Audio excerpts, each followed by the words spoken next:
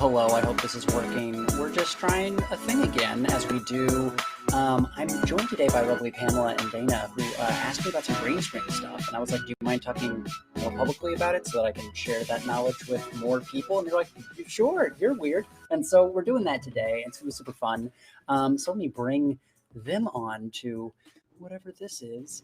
Hello, hello, welcome. Well, thanks for having us, Brendan. Appreciate it. Yeah. So tell me first of all about the work that y'all are doing, because I saw your website briefly, but I want to hear about other people playing in the virtual sandbox. Yeah, well, this is our baby. This is our second show. Pamela Morgan wrote an original adaptation that we did over Christmas called The Very COVID Christmas Carol. And we had a lot of interest in it. And it was our first virtual theater endeavor. And the way she wrote it and crafted it, our characters were in different spaces. So we were able to navigate that a little bit more effectively with Pam's technology background and do that via Zoom and Final Cut. And she was able to put together this beautiful piece. And then we thought, let's do another. So we are doing Clue, the stay-at-home edition. Oh, cool. And that's a little different, Brendan. So that led us to the internet, and we started searching out how we can elevate our virtual theater experience for our patrons. And we came across your videos. And I watched your monologue, I watched your videos, and you said, just click, click, click, and it works. And then so I told Pam that night, like, just click, click, click, Pam, because I don't know anything about technology. And we're like, it wasn't click, click, click. We can't even get rid of our backdrops. Like, we were like, what is he talking about? So then we shared your work with the rest of our cast and some other of our theater friends. And we were like, Pam's like, we got to get in touch with them. You know, he understands it from the actor perspective. He understands it from the tech perspective. So that led us to you. And so we're grateful that you were able to reach out to us and kind of help us navigate a little bit of this. Because I know we're not alone in this, right? This is where theater is right now. And, you know, we are grateful for the support and hopefully to help others to be able to elevate their platforms as well. Absolutely. Look, we're all in this together, and you're not alone. We're all struggling with this, and there's no good answers. None of it's actually perfect. So that means there's no wrong answers. So it literally is just what works for you all. Backing up a section, you're talking about doing Clue or a Clue adjacent piece. Have you seen Definitely Not Clue on Twitch by Pixel Playhouse? No. No. So it's a fun place to start. They did that in May, which was just a very fun, silly kind of take on Clue on Twitch.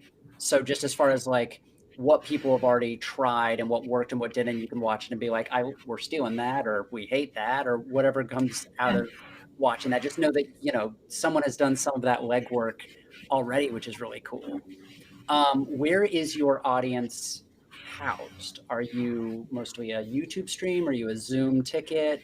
How do you connect with your audience? Yeah, that's a good question. So we came from a live venue. And the first play that we did, we recorded it it was a pre-recording. It was not a live stream. And it was through Zoom. And then we used On the Stage in order to broadcast it at specific times. So that was for the first show.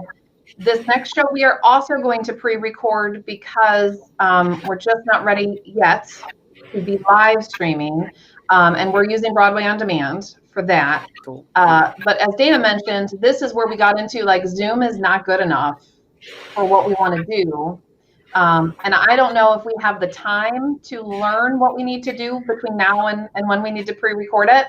But we do know that in all future shows, we don't want to be restricted by pre-recording. We don't want to be restricted by Zoom. We don't want to be, you know, we want more. We want it to look better. So our audience is, I mean, we don't have a channel. We just have a mailing list and, you know, a pretty good base of people that come to the shows. Right. But so for this show, you're thinking about Broadway on Demand being the place that people watch the show. Yeah. Correct. Cool.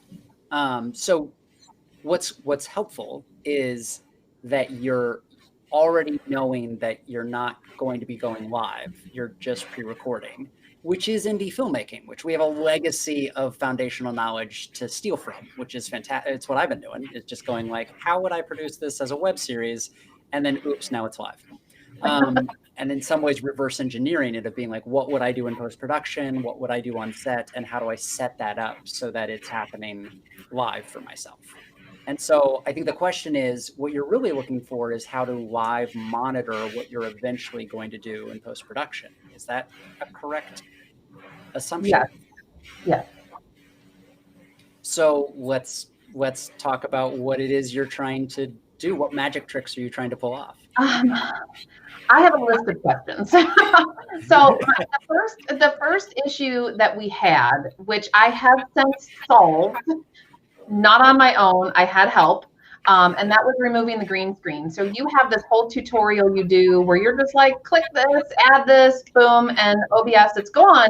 And I'm telling you, I probably spent a good 2-3 hours at like 2 in the morning trying to get this to work. And that was finally when I said to Dana, I said, I am going to find some contact for this guy because this is not easy. So our solution was XSplit. So we got that step down because what I wanted to see was to create one background. So, in Zoom, every character has their own integrated background and they're in separate squares. And I didn't like the way that looked. So what I was looking for was one overall background that we could put them almost in the same space, more so than on Zoom, right?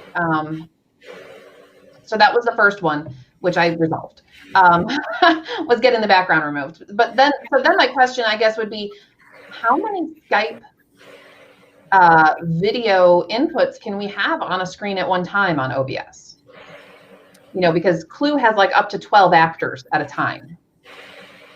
So you can have as many as your computer CPU will allow before it crashes.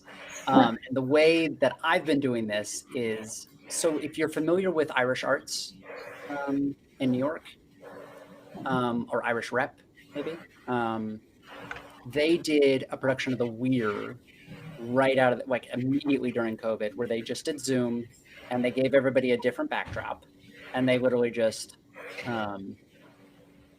threw a different backdrop behind each person that was relatively what the room would have looked like. So if I have this one, we would have made a camera for what's that way, and you would be that backdrop, so that then it looks like we're in the same room, just from different camera angles, essentially. And what they would do is, if a character like crossed, they would then switch their backdrop out as if they moved to a different part of the room. Oh, okay. And it was very clever and it was very compelling. But they did all that within Zoom. Their most recent production of Meet Me in St. Louis, and this is what San Francisco Shakespeare is charging a lot of money to teach people how to do, is they, no shade, for me, there's sell tickets to your show, but the knowledge should be for everyone. That's just my creative culture. What they're basically doing is bringing everybody's actor feed with a green screen behind them, which if I took this away and I got rid of my chroma key, I've just got a green screen behind me, which is just a $12 curtain or tablecloth that I bought online. It's not even a fancy green screen. And by applying inside of OBS the chroma key, it removes me. And so if I brought in, I'll just do this in real time, to share my OBS screen, I've got OBS, and I've put myself here just to cover the what they call screenception, where it just goes on and on and on and on from screen sharing. But if I then if I add a window capture, it's not sharing. It's not showing you the pop-ups of what's happening here, but it will show you when I moved this. So where's my Google Chrome restream? So I've now shared what's happening inside of Chrome. And if I take Pam, if you remove your backdrop so it's just green, and this is going to be a very bad version of this. But this is just on the fly, me using a screen capture inside of our call on Restream, which is not the way you would do this, but I'm just kind of demoing the idea that if you brought other actors on and then remove their green screens, you and I could then occupy the same space together. I can move you around and composite you. And if we were full bodied, we could actually like stand. Now because you see the issue that with mine, and it doesn't look anywhere near as crisp or clean as yours. That's because I'm green screening what my camera sees for me. And for you, I've just grabbed you from a web browser. Like I've taken this very small window and stretched it really, really big. Now what we'll do is I'll get rid of this because this was just to basically put us on the same stage. There is a thing called OBS.Ninja, which is the most compelling tool I have found that is free for this purpose. And when you go to OBS.Ninja, it's going to allow the web browser to see your camera. And then you can share that link to me, and I could bring you into my OBS as if it's a live camera. I see. So, okay, I think I understand. So inside of your web browser, if you go to OBS.Ninja, Do that. and let me see if I can share this display capture. Okay, so I'm in OBS.Ninja. Great. I would add my camera. Add your camera. Do I need to turn off XSplit? I don't think so. But we'll find out together. Well, video source, I can either choose XSplit. Yeah.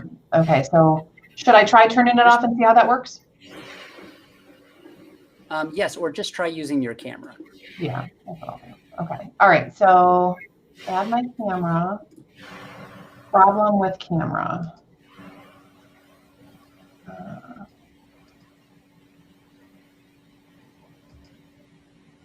I'm not sure what to do at this point. It seems to be added. Let's come over here.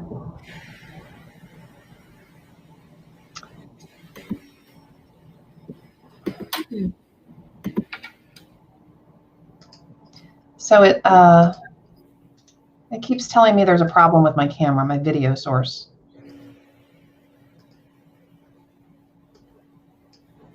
And now I can't hear you. Yeah, I can't hear you either. What if you keep XSplit on?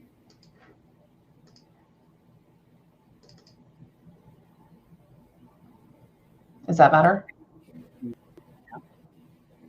I can't hear you. You guys can't hear me. Oh, now we can. A little bit now we can. Oh, now you can. Okay. So when I'm in OBS.Ninja, it has this drop down here, and I can just kind of cycle through them. So I'm not sure if you see that or not. No, so when I go to click on, I'm going to turn off I'm going to close XSplit one more time. Maybe that's, I wonder if it's because my camera is on over here that it's not letting me open it up in OBS.Ninja. But it just, all it tells me when I go into add camera, it says could not start video source. This means the camera's already in use elsewhere. Interesting. Okay, so I think I was able to do it, and it says copy this URL into an OBS browser source. Is that? Yes. So if you send me that URL, and you can do it inside of the chat on Restream, private chat, if that helps. I feel like I'm representing on stage actors who have no tech at all. So bear with me here. No, I love it. So yeah, so now what I can do, I'm going to put the display back capture back on. I'm going to go to this link. I left the XSplit on. Yeah. And it's And now I can see your camera live on my screen. Yeah, mine will not let me open it up over here on OBS. Yeah, So the is much better. Yeah. if I don't have you a backdrop either up, so that's part of my. you don't have a green screen? I don't have it up. I'll throw it up really fast. No worries. Can you replace your background replacement with just a green image? Yeah.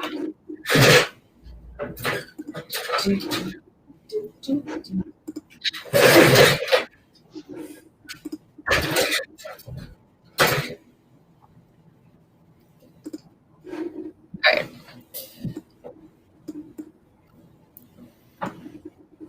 And you want me to take the backdrop image off? Yes. All right, let's see what we can do with that.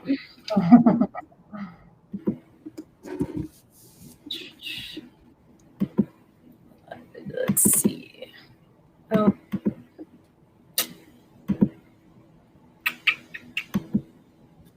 All right.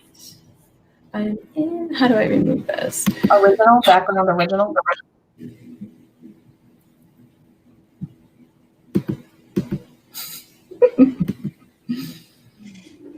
This is fun. Okay. Original. All right, here we go. We're out. Perfect.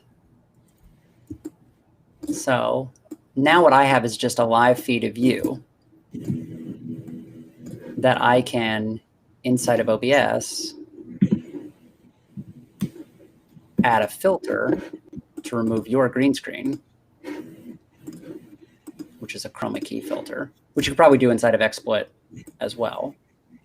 Yeah. But now we're both removed. That looks much better. So that's a way to just turn every actor into a live video feed that you can bring in and composite however you like. And by using OBS.Ninja, I can set up our scene and go, oh, I want you down here, and I want me over here. That's really nice. That's our cue. We're done. Yeah. Well, now, anytime you log into this URL of OBS.Ninja, it's going to put you where I put you. Oh, okay. So you don't have to rebuild it every single time, as long as the actor logs into the same OBS.Ninja. From their OBS to our OBS, it would not require going through Skype? You don't need Skype, and you don't need OBS. They don't need OBS. Oh, they just need OBS.Ninja. Yes, they just need to log on to the OBS.Ninja website, which is all web browsers. So what we've been doing, which has been really cool, is the actors log in on their phones on OBS.Ninja, set up their phone, and now that video feed I can pull. Okay. Oh. I noticed that there's a delay. Yes. Okay. That is our Wi-Fi signals. We're going to the satellites and coming back down. Right. So that's something to be mindful of in the production aspect of it, that there is a slight delay, maybe a second or two. There is that slight delay, but also know that right now you have the disadvantage of seeing your self in real time and then the delay on how it's reaching me. Whereas typically the actors are just going to be watching the kind of like backstage monitor of how it's being composited. So they will still all be on the same time. Hopefully they won't be watching it themselves. Okay. Because that does mess with your brain. Yeah. Okay. That makes sense. What are some other questions before I volunteer some stuff about green screens? Yeah, no. Could we move beyond green screens? Say more words. What's that? Say more words. Okay, so we watched this tutorial about a live streaming show. And Dana, I don't know if you remember who that was by, but they had this whole panel for sound control. Now, they were using Skype coming into their OBS and then running, like the stage manager would run the cue scene to scene.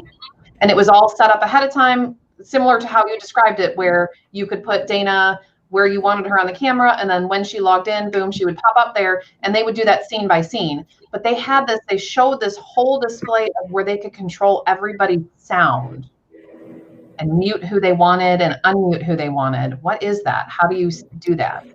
So there are a lot of these. These are cropping up by the day. Same as like OBS.Ninja is just a tool. There are a dozen of these tools. OBS.Ninja just happens to be free because that community is very generous. I don't want to say the wrong word. Is it Jack? It was through OBS. Yes. So when I'm in OBS, I have an audio mixer here. So I can bring in all the different audio sources and mix them live inside of OBS. And you can mute them. I mean, they showed one screen where it was like all the actors and all their names, and all they had to do was click. So I don't know if that's inside of OBS or if that is a third-party virtual sound mixer. So there's a thing called Januous that basically creates you're used to like a standard soundboard in a booth. It creates that on the computer and receives everybody's signals. And then you're porting one channel, like the speaker, the loudspeaker, back into the video source. Okay. So that is a way I know to do that. But you could just manually bring everybody's audio in and mix it here live or mute it. I see. And if we're doing Skype, and this is if we don't use that OBS.Ninja, we're not able to control people's backgrounds like we just did with Dana's? So Skype has what is called NDI or network device interface built in, which means you can add a window capture like I did for OBS.Ninja or an NDI source, and you can select the Skype user in the Skype window. So yes, that totally works. You would just inside of OBS add a, and I made this a window capture instead of a display capture. So let me just change that. But that would let me remove their background and control that part of it? Yes. Oh, nice. So here's just my whole computer. It's terrifying. So just giving you the OBS side of things. There we go.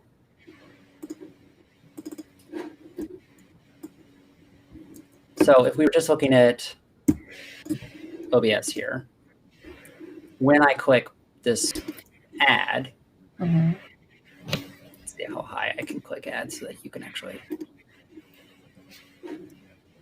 this display capture, or there's something further down called a window capture or an NDI source, I could then grab the Skype feed. Okay. If that makes sense. Yeah. The problem is Skype is throttling the signal. It's trying to make it really efficient for a video conference. So you're going to get a less quality video image, and you're going to get throttled a little bit on your audio image. So when it comes to removing someone's backdrop, what I've experienced is that by the time they send it over Zoom to me, it's already kind of gone through a failure point. And when I try to take off their green, I start to kind of lose pieces of them. Versus OBS.Ninja is basically acting like an IP camera or a baby monitor, where it's basically, I'm going like, that's what the camera sees over Wi-Fi. So I just have a little better resolution to work with. I see. So that's the only reason I've stayed away from Skype, personally. I see. But it is possible. Is the good news. Okay, so let's assume then, let's say we use this OBS.Ninja. You mentioned they could be watching the board real time and then coming in on their phone when we're grabbing. How would that work? You mean they're like watching the live stream and then using their phone as the camera? So they can either do that, or when they join OBS.Ninja, they could also see, they could choose which kind of showcased video they're watching, just like a video chat. So you can basically join a room or a group, and everyone could spotlight the composited image coming from the stage manager. So the stage manager would be exporting to the world and be sharing back into OBS.Ninja like a backstage camera for everybody to see. And this backstage camera, is it possible at that point to call cues in that space, or that's not possible? That would not be possible over like a God mic, because then the audience would hear that from the stage manager. But you could use chat for that. So you could have you could chat a little, you can kind of chat people inside of the OBS.Ninja room. But we also start to wander towards a different tool with this conversation, which is I would recommend Discord. And what Discord would really allow you to do is, first, you can do a video conference. So the actors could all join, and then you could pull those video feeds just like OBS.Ninja. And it wouldn't have the same issues that Skype would have.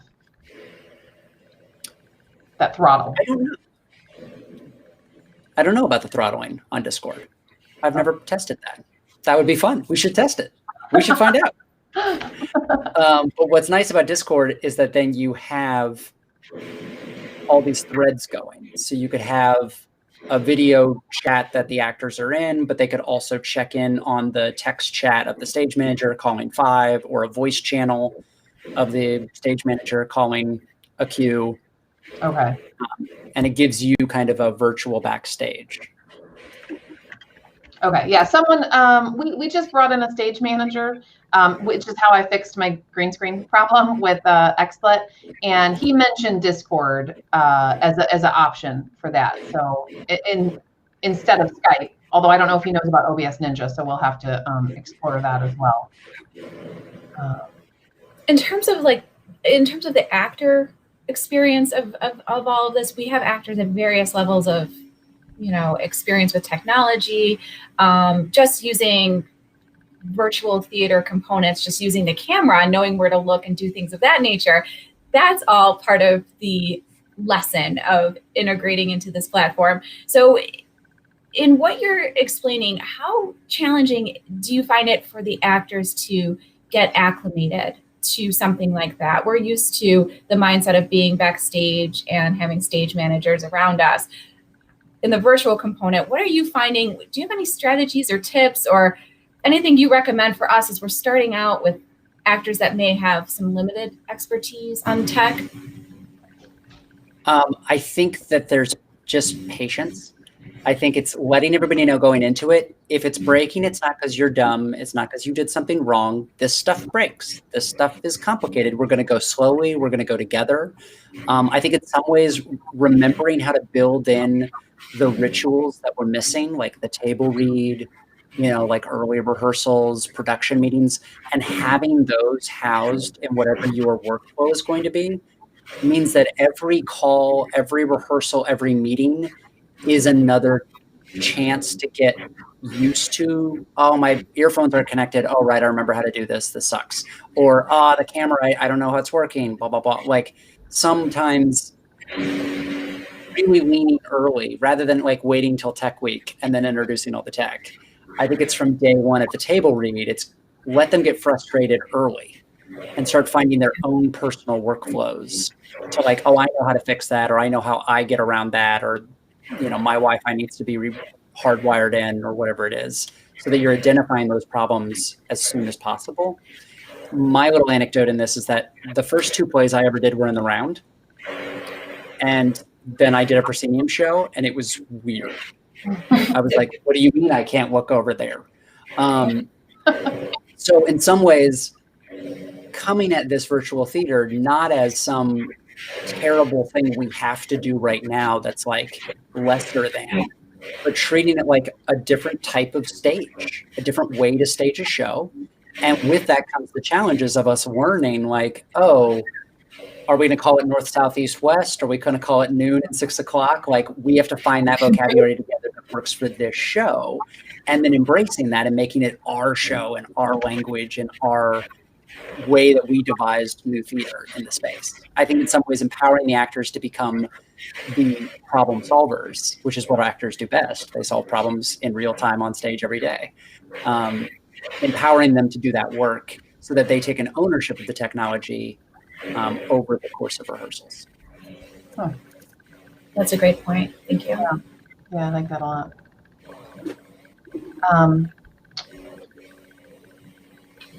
I think that, I mean, I feel like that's the most questions I have. I mean, there's some little technical ones I have, but I have one big question. Okay. Do you run live stream tutorials for casts? I have not done that.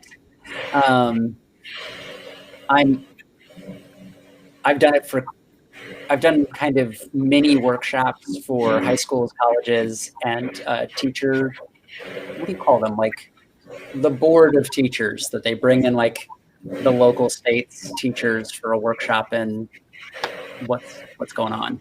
Yeah. So I have like run workshops.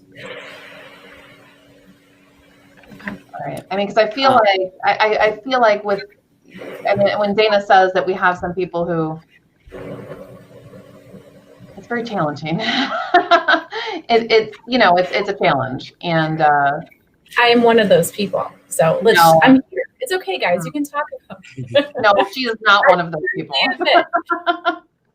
It is, you know, but I like what Brendan said. It's a whole change in that mindset, because that's what Pam and I wanted to do with our production company, is really, you know, really embrace this new medium, and it is its own art form. And now I love that the actors are even more in that creative sphere where we're not only just creating what's on stage, but we're creating our environments and putting that in as well. And that's just so amazing. I just don't, you know, what my hang up is, I just want us to get past the hang up of technology, you know, and that it's okay, like you said, to play and fail and it breaks and we just keep going, and that it's imperfect, and that we're all kind of learning together, because there isn't. Pam and I are looking for the guidebook, you know, and it's like, there isn't any. Which is you're going to write it. Scary. So I'll volunteer that the reason we started using phones for actors was to keep the laptop as kind of the safety blanket. So if everyone logs in on their laptop to the group session, and whether that's a backup Zoom call or Discord, or if it's in the OBS.Ninja room, but in some ways having two iterations, that there's always the laptop that the actors can literally look at and see their scene partner. And then this is just an audience camera. I'm just setting it and forgetting it. So you're saying that the laptop is almost acting like the eye that they're looking into, even though the camera is in a different direction. Yes. Because if I look over here at my laptop off camera, then you're full screen on your laptop. We're looking at each other's faces. Yeah. So now I'm acting with you. I feel connected, and I'm sort of forgetting about this. This is just for the compositing. Interesting. I see. Okay. But what if you have 12 actors? Then it becomes a juggling act. I mean, what do you do with 12 actors on stage? I know. I mean, that's a lot of bodies. Yeah. I'm taking notes while you're talking. Sorry. I'm looking at your green screen, Dana. yeah. So I believe you are kind of front lit. Yes. Which works. It's great. But you are then casting a shadow behind you, Okay. which is making some of that preservation of hair and things like that harder for the computer to kind of detect what is fabric and what is her. Yeah, that's a good point. A way around this is actually, and this is stolen from filmmaking, what's called key lighting or hair lighting. And you're literally just going to take a light on the green screen stand and backlight yourself. Okay. Okay. And it's just going to give you a little separation from the backdrop. Now, the nuance of this, once you have like 12 actors on stage, is if everybody's light is coming from different directions, Right. they won't look like they're in the same world. So what you're going to want to do is, like a good lighting designer, you're going to want to design what is the lighting of your world. Does everybody have a front light coming from that side that's our sun, and then a little backlight on this corner that's just this lamp that's in the corner? And then that's everybody's kind of like natural setup and lighting, or it might be something beyond that. But it's kind of finding, how do you preserve get them the best quality light on their face. But shadows are nice. Shadows exist in life. Shadows exist on stage. We don't need to like remove all shadows. We just don't want shadows on this. Right. Okay. Yeah. That's a good point. Yeah, because and I find also with does it matter the color of the backdrop? Because with dark hair on a dark, do you find that we have some diminishing points by nature of what we're wearing in context to what you've isolated? Is there something there that we should be more mindful of? You'll play with it for your skin tones and for your hair, but people either go really bright blue or really bright green, generally for chroma key removal. And that really does come down to, there's some people that just disappear on one color and don't on the other just because of the hue in their skin tone. Okay. Awesome. Yeah. Good stuff. Yeah. Super helpful. I was wondering how to get the rest of my head to not disappear at random parts of shooting. So that's fun to kind of play around with. Just this trial and error of kind of seeing what works and, you know, seeing us all together and where that light source comes from. Yeah, it's really important. Which, again, the actor is doing. We're used to having tech people to do for us. So that's another to having to sell a prop or sell a piece of costume or sell a lighting effect, or the spotlight isn't where it's supposed to be and we move and find it. You know, we're used to coexisting, co-creating with the technology. Yeah. Yeah. Can you imagine if we cross, you know, this is its own separate medium for those of us that will share the stage, the physical stage again. I wonder what that's going to do for the physical stage and what's going to be integrated from what we've learned here. That's pretty exciting too. And I see the work that you're doing kind of talks more specifically about that, of that new integration. This is a separate medium, but also an integration to the traditional stage platform. I think that's going to be fun to kind of play with. I agree. And I don't think on the other side of this, there isn't going to be a digital companion to the work that we're doing. I mean, at this point, I'm sure you even have reached audience members that would have never physically been able to travel to your institution that are able to now attend a production and buy a ticket or buy other things that help support and keep the lights on. And so I think there will always need to be a consideration of a non-present or non-physical audience member and how to create an experience that is its own, because you don't want to diminish the in real world physical ticket holder experience. But capturing that revenue potential, I think, is something we're all going to have to keep thinking about on the other side of this. Yeah. Absolutely. And for us, we were a small local theater in Chicago, and now we have actors from New York. We have actors from all over the nation and all over the country and outside of the country. So it's really interesting to bring that together and just increase that equity of just experience. And perhaps, I know Broadway is talking about using this, you know, platform for rehearsals. And so just kind of increasing the diversity of what we find on stage as well is a beautiful aspect that can come from all of this as well. It's just continuing to reach more people, diversify the arts, diversify what we see on stage. So it's super exciting to be kind of in this, you know, movement at this time. I can't imagine when we look back 20 years from now and we're like, wow, look where we are, you know, that moment. You know, we can't remove a chroma key, and then imagine where this is going to be, you know? Yeah. That's fun. That's where I thought you were going when you were like, do they need to have green screen? I was like, yes, how far down this rabbit hole do you want to go? Yeah. Well, how far do we want to go? Well, so have you heard of volumetric video? No. So volumetric video is a depth camera, which is an infrared camera, essentially. It's what is now on the back of iPhones. It's the thing that allows it to do that portrait mode, where it's basically occluding the difference between your face and the rest. And that's all done with a depth sensor. And what it's basically saying is, oh, that's 3 feet from me, and everything else is further than the 3 feet from me. So I'm going to preserve only what's within the 3 and 3.5 foot range. Oh. And if you take one of those cameras, you can do that setting to occlude or ignore everything that isn't within that depth range. And you can either use that to track skeletal data and map that onto a 3D avatar, which is like motion capture, or you can stream that image into like a webcam, and it's like a hologram. Yeah, I was going to say. Only keeping that data. Wow. So then you don't need a green screen. Right.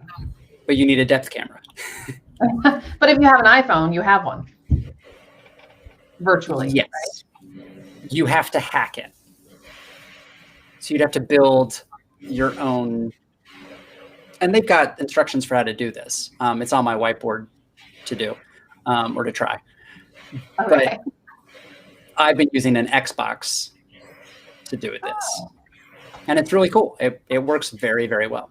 In my Boston show, which is on my YouTube channel, I do it on stage where I perform, and you can see they're represented by color, the layers of depth. And I perform Macbeth's speech as like a depth movie, weird volumetric hologram. It's fun. Huh. What if Wadsworth just appears as a hologram? We'll have to check our licensing arrangement for some. That might have taken us past where we can legally go at this point. Well, and especially in 3 weeks. I don't know about. Well, I am so grateful to both of you for being willing to have this conversation publicly. That's very brave, and very cool of you to be able to share this conversation with others that may be trying to figure out these same questions. Oh, we lost Dana. She's like, I'm out. She's like, I'm done. That's it. I didn't realize this was public. Oh, there she is. There she is. Oh, sorry. But please stay in touch and let me know when opening night is. I want to come. Yeah, that'd be awesome. Do you want to plug the company and where people could follow your work?